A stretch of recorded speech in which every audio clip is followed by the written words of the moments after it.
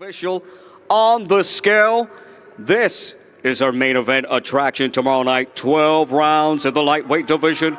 It is going down live on DAZN for the Alamo Dome, presented to you by Oscar de la Hoya's Golden Boy Promotions in association with DeBella Entertainment.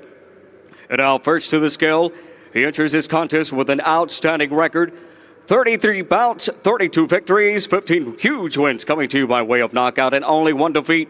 The fighting pride of Accra, Ghana, here is Emmanuel, the Game Boy Tagoe. He said he's going to make Ryan Garcia eat some Ghana peppers. It's like the hottest pepper, it'll make you shit.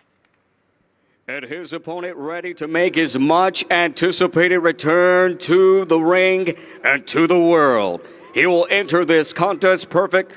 21 bouts, 21 victories, 18 huge wins by knockout, and no defeats. The fighting pride of the high desert, Victorville, California.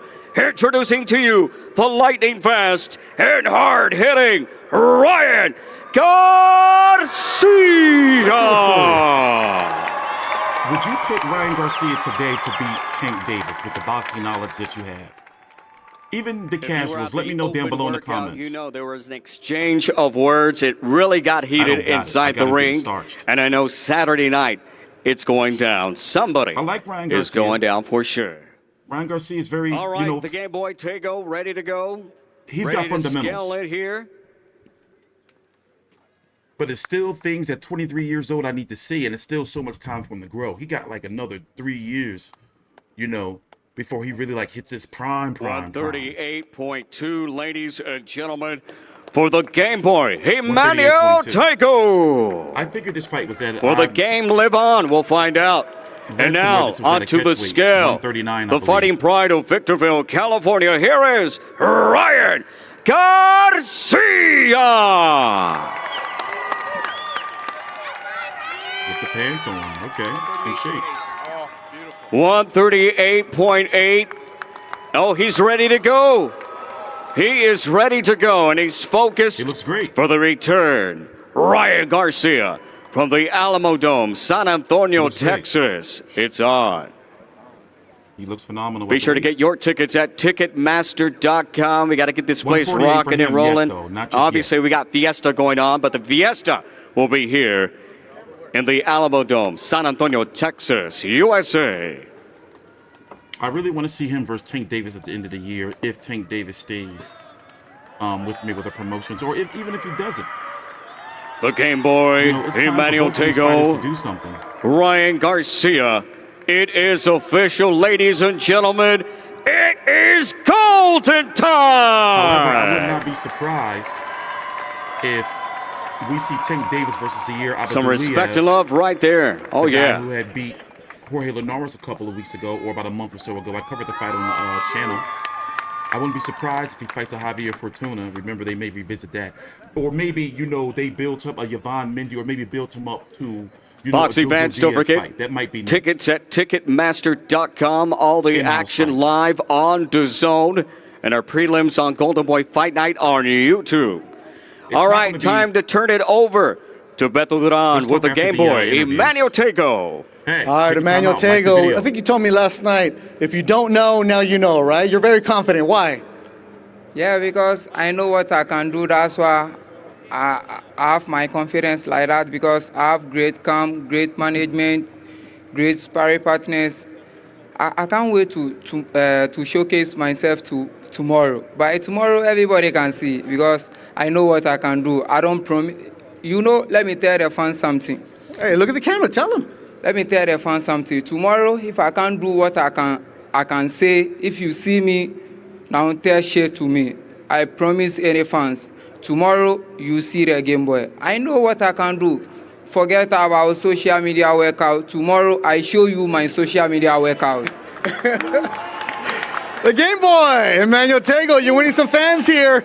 In Espanol, what do you tell them? How do you say thank you in Espanol? King Rise in trouble. Oh, we practice.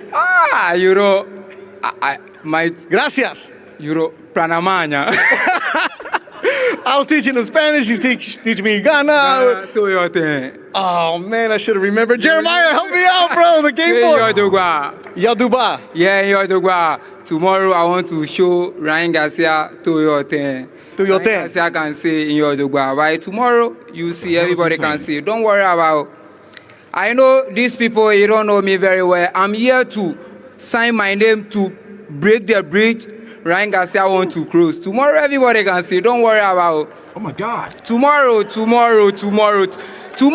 I say something, if I can't do, if you see me, tell shit about me. By tomorrow, now you see.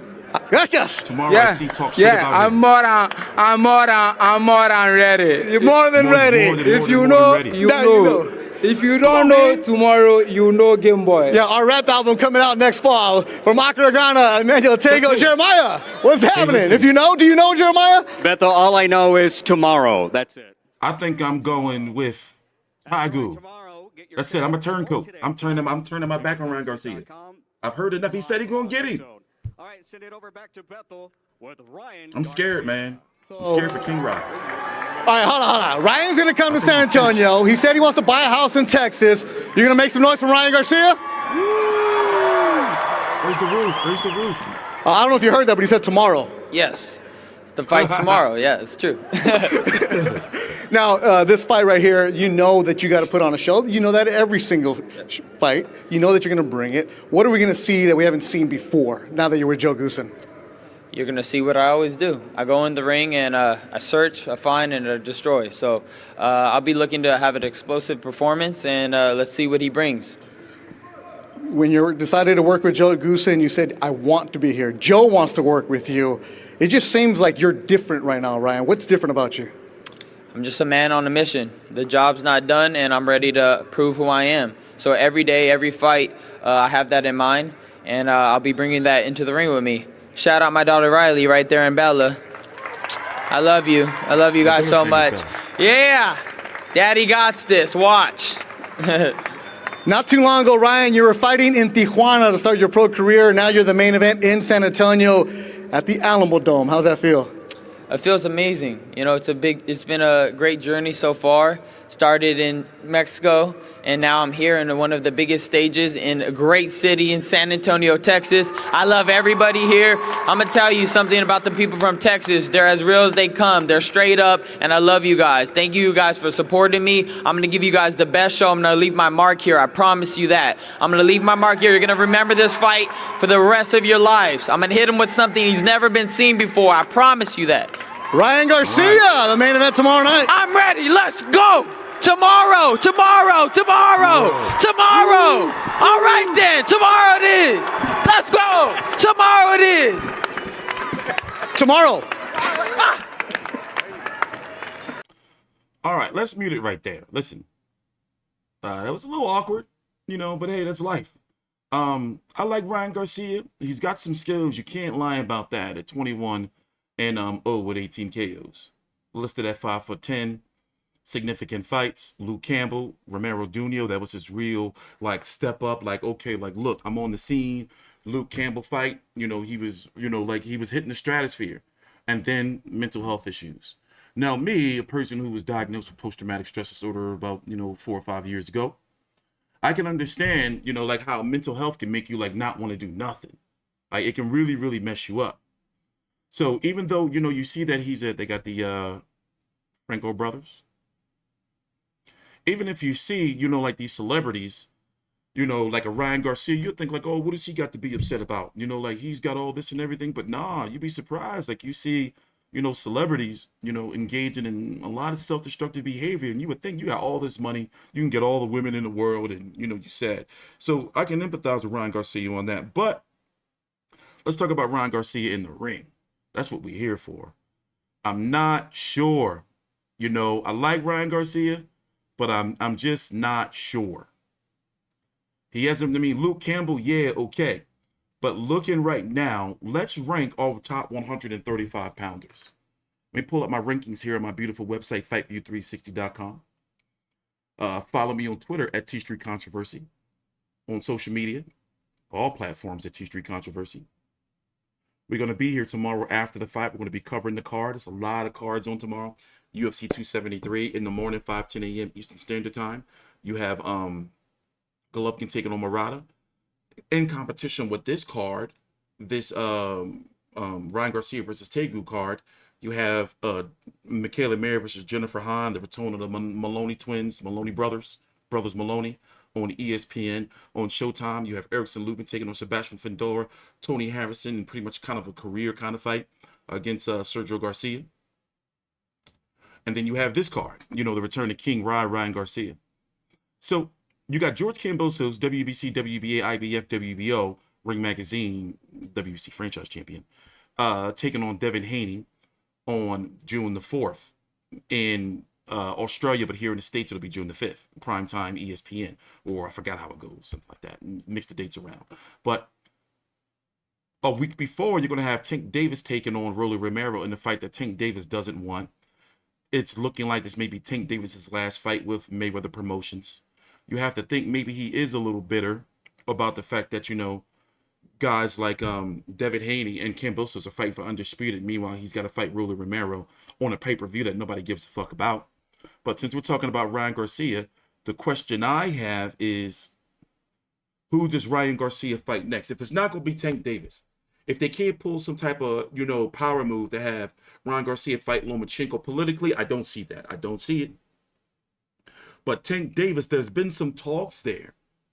And if it is Tank Davis, where would it take place at? On the Zone?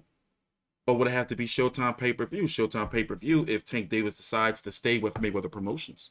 If you don't know, Tank Davis has been upset with Mayweather Promotions for some time now. Most recently, yesterday, Floyd Mayweather had a press conference for a fight that he's having May the 14th, 2 weeks before Tank Davis's pay-per-view, and already a crowd in May with Canelo versus Bivol, May the 7th, Mayweather versus a sparring partner, Don Moore, May the 14th, and then you have Tank Davis versus Rolly Romero on May the 28th. So not only did Tank Davis and Rolly have a press conference yesterday at 1 p.m. Eastern, Mayweather had a press conference at 2:30 p.m. Eastern down in Miami, not at New York, where with his fighter, for his promotional company. And now you look at like, damn, he's taking food out of Tank's mouth, like, having a pay-per-view in the same month.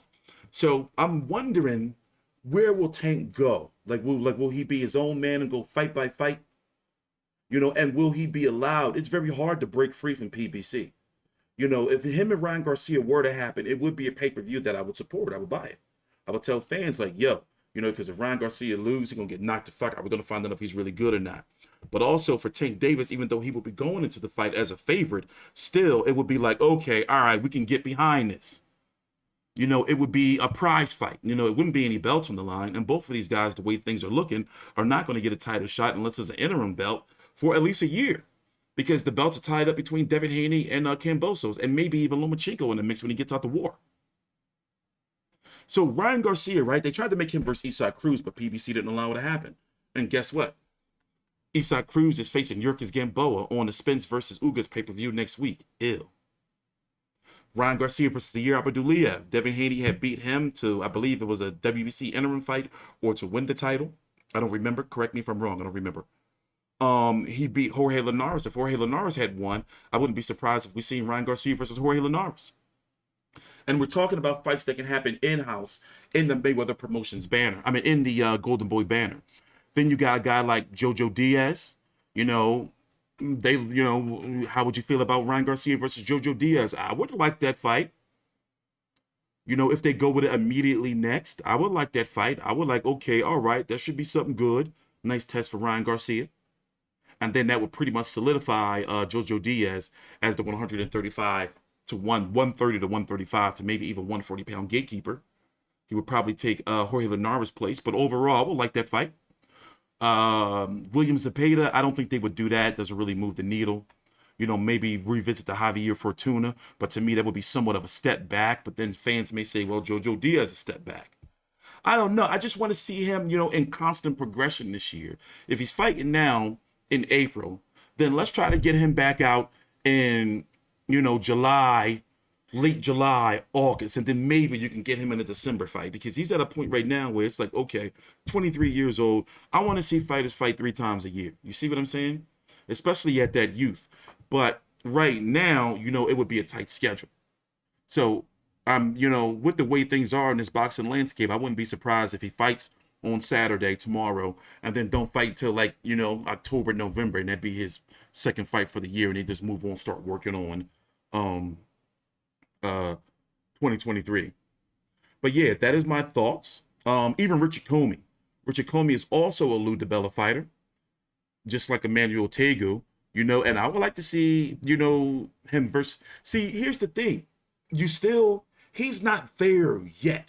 Even after he beat Luke Campbell, though he was talking that big talk, he's still not fully there yet. It's like, okay, this guy's a full-fledged contender.